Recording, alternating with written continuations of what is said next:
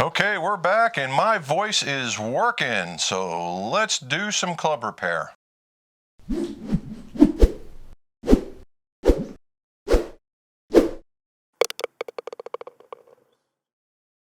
Welcome back to the McGall Shop. Jim McCleary, most awarded certified club maker, club fitter, where we talk about club repairs, club reviews, and club fittings. If you would, like, subscribe, swing and hit that bell, and that way you get more of these videos when they drop. Now, club repair. Well, we got back from the PGA show, and my voice magically returned. How about that after a week's worth of being down there and taking all that medicine and then coming up here? I survived a couple more days, and so it's taken about a 2-week deal. So those of you guys who got the flu, 2 weeks. You guys ever go on vacation and you have all these little catastrophes that happen when you return that you didn't know happened? Yeah, well, but there's always that happens. So replacing a wax ring on a toilet, right? And that was one of my chores for the day. Now we're into club making. Yay, about time. So Phillip from Tennessee has sent us a couple of shafts to change adapters, and that's what this is going to be about. However, these shafts are important enough to do a video on because they're ones you probably won't see very often floating around in what would be mainstream, right? And the first one is Kortana.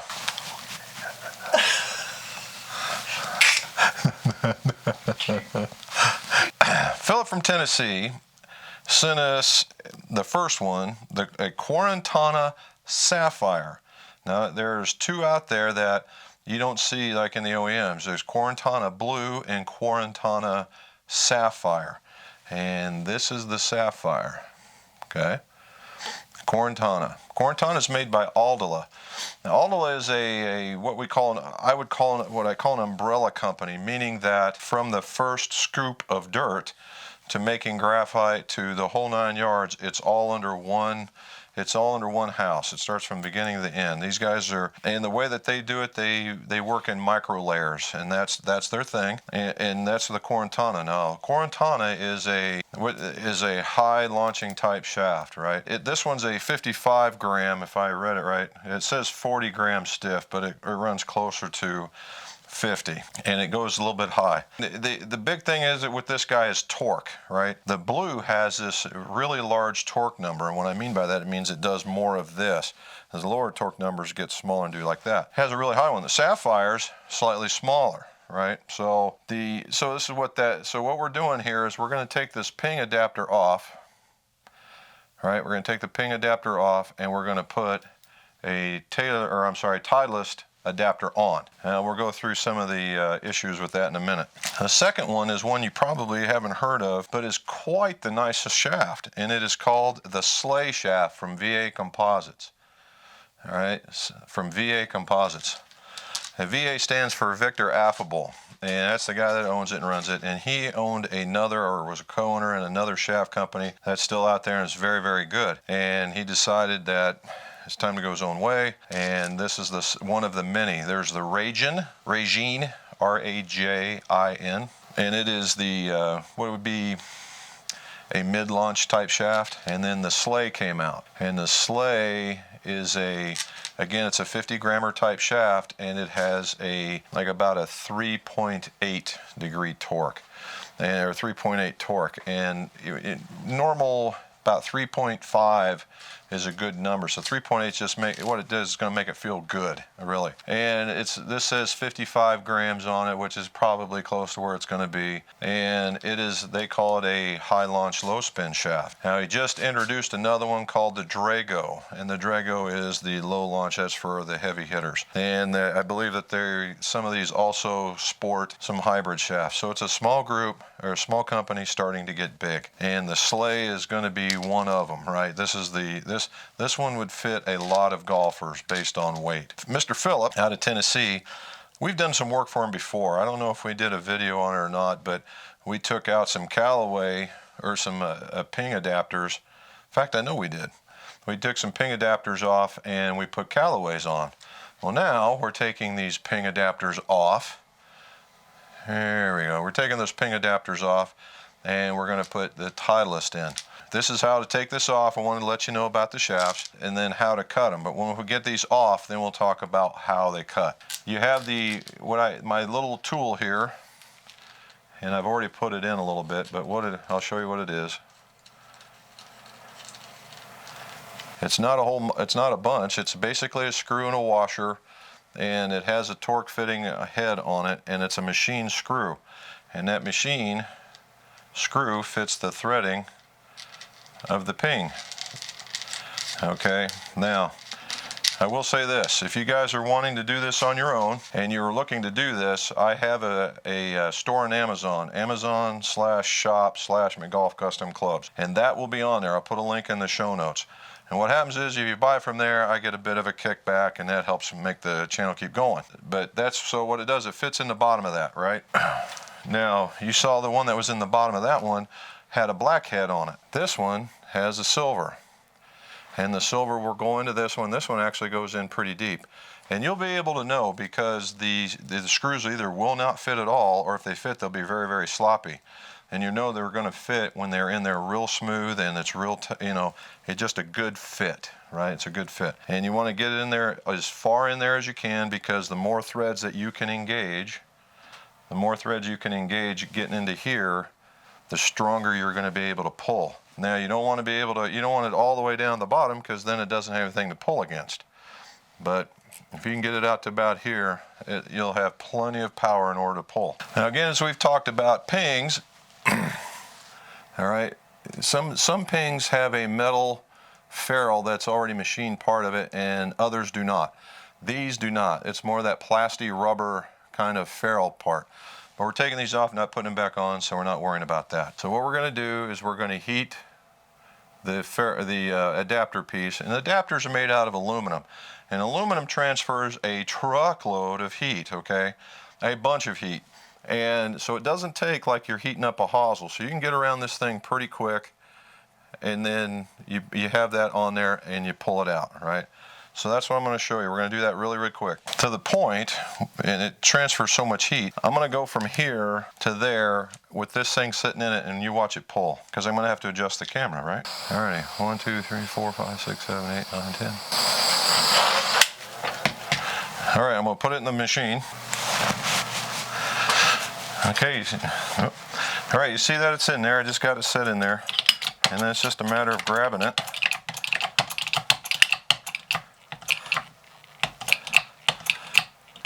And out it comes. Now we want to save the shaft, so we got to be careful about pulling it out. And we're going to take that part off. And then you see we have this. Now that's probably going to be warm, and we will clean that out for Phillip and send that back to him.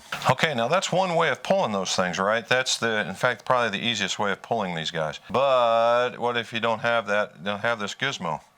Well, you'll have to take that plastic piece off, and that's assuming that there is a plastic piece on the adapter. Sometimes there's not, just like we've talked about. There you go. And then in which case you would just put where it sits up against the puller will sit up against this, just like it would on the hosel of a regular club, and then you would push it off that way, or pull the shaft out, which however your shaft puller works. Again, if you're looking for something like this, it'll be in the show notes. And I'll throw in a few links of some pullers out there, okay? There are basically there's three kinds of shaft pullers.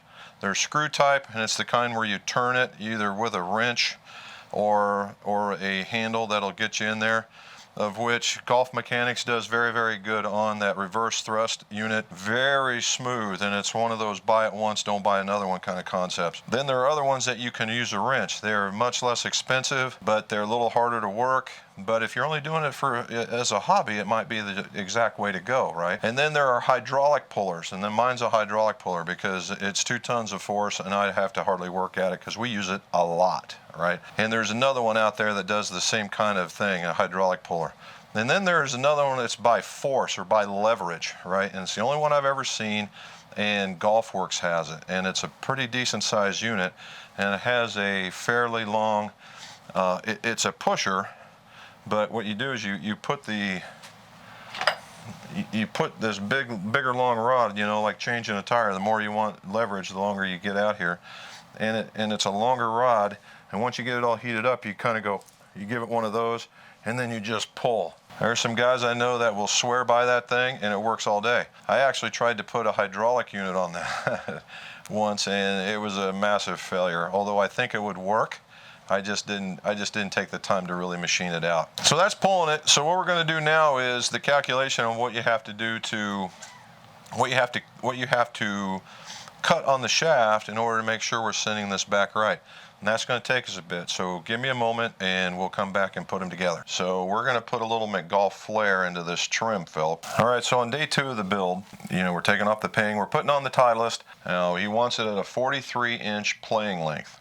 I made some phone calls, I searched around, and it's almost like it's a secret. However, it's between 3/4 and 1 inch. All right, 3/4 and 1 inch. So I'm going to split the difference and say it's 7/8. So what is that? Bottom bore to ground line measurement. So what does that mean? Haha. So here is the ground line of the club as it sits. Okay. And what we are looking at is where the bottom of this bore, gets into the, so it would be where the shaft sits, which is right here. All right, where the shaft sits and then as it goes into the club. All right, so this is going to go in right about like that. So you see about where it goes, right? So if you get down into there, we hold it down here, so that thing is sitting right about there. So it'd be the measurement from right about there to the ground line. Okay. Now in drivers, typically it's 1.25 inches to 1.5 inches, depending on the maker. It also depends on how big this club is this way. It's a design thing. What we had to do is the bottom bore to ground line measurement. So what is that? Now what do we have to do? Well, we had to measure to this part. All right, we measure to this part. And when we measure to that part, then what we have to do is we get down to this end, and since we said it was going to be between 3/4 and 1 inch, we're going to say 7/8, that this had to read 42 and 1/8 in order for it to make 43 when it gets put in there.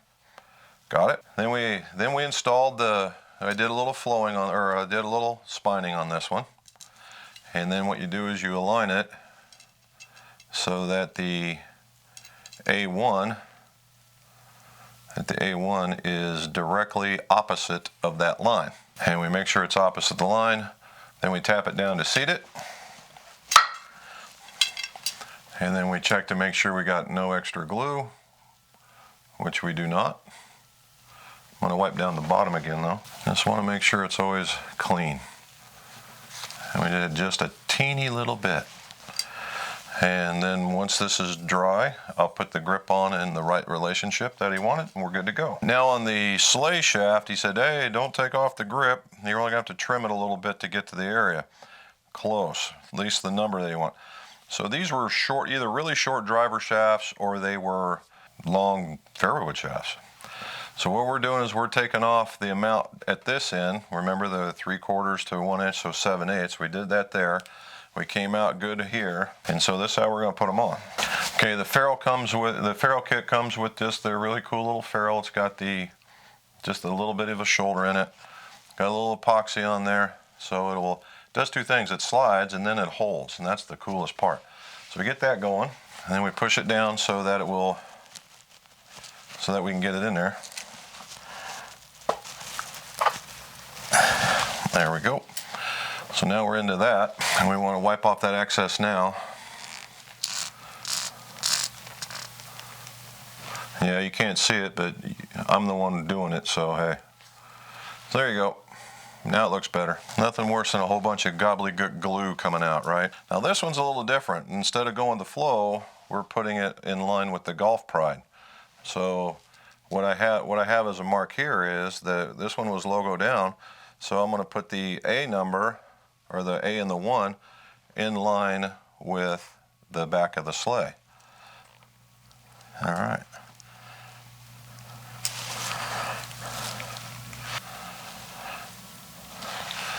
Now there is a way to do this. If you have a long ruler, right, you can lay it down. I have the AccuMade, which I'm going to use.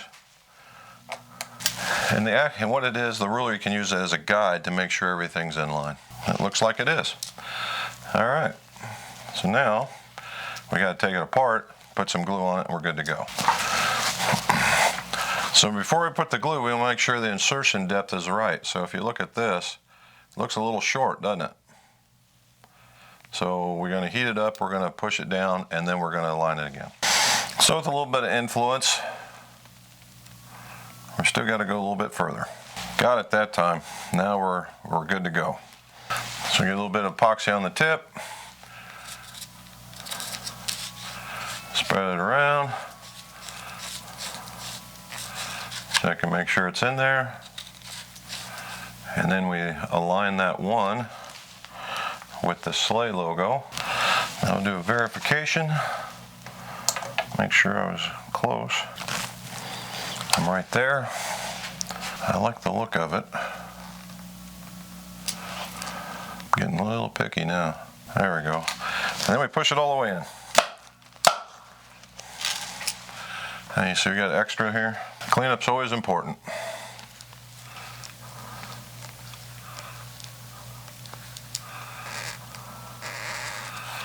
There we go. Now let's see if we can't get that in a little tighter. We're good to go. There, now we're seated all the way. Okay, we're lined up, and what we do is let them dry, and then we'll put the grip on the other one. We're good to go. So hopefully you learned a little bit about the bottom bore to ground line measurement, and then all the other factors that come into play, and why we do that kind of stuff when we're putting stuff together. So it's just not cut and glue where you go, wham bam, thank you ma'am. There's a little more to it. So if you guys need a little help with that kind of stuff and maybe get a little bit out of your depth, send me an email, clubmaker@mcgolf.net or mcgolfshop@roadrunner.com. We'll be more than happy to take care of you. If it's unique, or something that looks like it'd be some really good content, then look for it on one of these videos. And let's see your scores. Go low.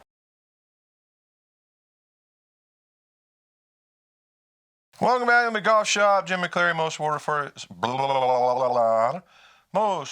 Jim McCleary. You can tell I'm out of practice.